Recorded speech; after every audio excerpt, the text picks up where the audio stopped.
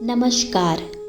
भारत की धरती पर अनेक ऐसे महापुरुषों ने जन्म लिया है जिन्होंने अपने आचरण, कर्तव्य और परिश्रम से न केवल देश का मान सम्मान बढ़ाया है बल्कि आने वाली पीढ़ी के लिए भी ऐसी मिसाल पेश की है जो हमारे लिए प्रेरणा स्रोत बनी रहेंगी। ऐसे ही महापुरुष थे लाल बहादुर शास्त्री। जय जवान जय किसान की प्रणेता, सादगी और ईमानदारी के प्रतीक परम देशभक्त लाल बहादुर शास्त्री जी को उनकी जयंती पर कोटि कोटि नमन। ये जिस झंडे के नीचे हम आप खड़े हैं और आज बैठे हैं, आज इसकी हिफाजत और इसकी रक्षा का सवाल है। इसकी शान बनाए रखना है, ये कायम रहे, हम रहें या न रहें, लेकिन ये झंडा रहना चाहिए और देश रहना चाहिए। शास्त्री जी का नाम आते ही हम भारतवासियों के मन में एक असीम श्रद्धा का भाव उमड़ पड़ता है। उनका सौम्य व्यक्तित्व हर देशवासी को सदा ही गर्व से भर देता है।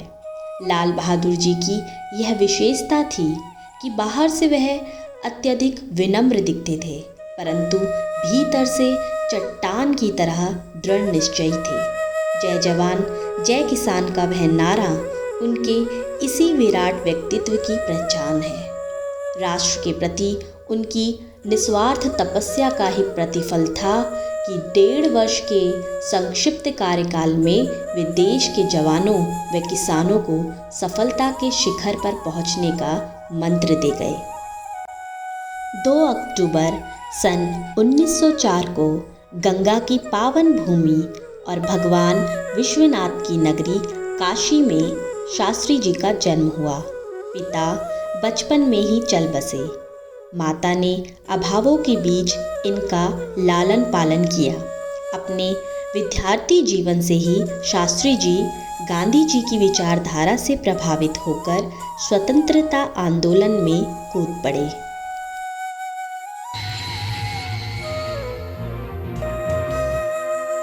अगर तलवार की नोक पर या एटम बम के डर से कोई हमारे देश को झुकाना चाहे, दबाना चाहे, ये देश हमारा दबने वाला नहीं। तो एक सरकार के नाते हमारा क्या जवाब हो सकता है सिवाय इसके कि हम हथियारों का जवाब हथियारों से दें। जय हिंद। भारतीय राष्ट्र की अग्नि परीक्षा के समय लाल बहादुर शास्त्री जी ने देश को सफल, प्रेरणादायक और बलिदानी नेतृत्व प्रदान किया। महान व्यक्तियों के जीवन की छोटी से छोटी घटनाओं में भी महानता छिपी होती है।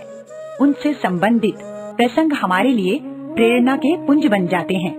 लाल बहादुर शास्त्री जी का भी ऐसा ही व्यक्तित्व था। दोपहर के समय कुछ बच्चे आम के एक बगीचे में घुस गए।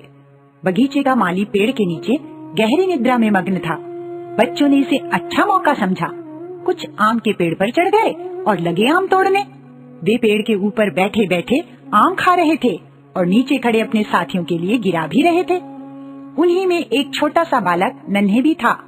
एक लड़के ने उसे भी एक आम दिया, पर नन्हे को चोरी के आम खाना अच्छा नहीं लगा। तभी नन्हे ने डाली पर खिले गुलाब के एक सुंदर फूल को देखा। उसने फूल को तोड़ा और सूंघने लगा। आहा, कितनी मधुर सुगंध है। तभी बगीचे का माली हाथ में डंडा लिए उसी ओर आता दिखाई दिया। सब बच्चे तेजी से इधर उधर भाग गए, पर नन्हे वहीं खड़ा रहा। उसने सोचा, मैंने कोई आम नहीं तोड़ा, फिर मुझे माली से कैसा डर। लेकिन यह क्या, माली ने नन्हे के गाल पर जोर से थप्पड़ जड़ दिया। नन्हे रोने लगा। रोते रोते वह बोला, मैंने आम नहीं तोड़े थे, फिर आपने मुझे क्यों मारा? आपको पता है मेरे पिताजी नहीं है। माली बोला, बेटा, बगीचे से फूल तोड़ना भी तो चोरी जैसा ही है ना। यदि तुम्हारे पिताजी नहीं हैं, तो तुम्हें और भी सोच समझकर आचरण करना चाहिए और अच्छा बच्चा बनने की कोशिश करनी चाहिए। माली के इस वाक्य ने नन्हे को जीने का मार्ग दिखा दिया। उसने इसी दिन निश्चय कर लिया कि वह आगे से कोई खराब काम नहीं करेगा। यह छोटा सा बालक नन्हे बड़ा होकर बहुत बड़ा व्यक्ति बना और लाल बहादुर शास्त्री के नाम से प्रसिद्ध हुआ। शास्त्री जी की जीवन यात्रा भारत के एक सामान्य नागरिक के प्रधानमंत्री जैसे महत्वपूर्ण पद पर पहुंचने की कहानी है। कद से वे बेशक छोटे थे, पर सचमुच वे बहुत बड़े इंसान थे। शास्त्री जी का जीवन हमें विनम्रता व सादगी का संदेश देता है। मैं एक बार पुनः शास्त्री जी की जयंती पर उनको सादर नमन करती हूँ। धन्यवाद।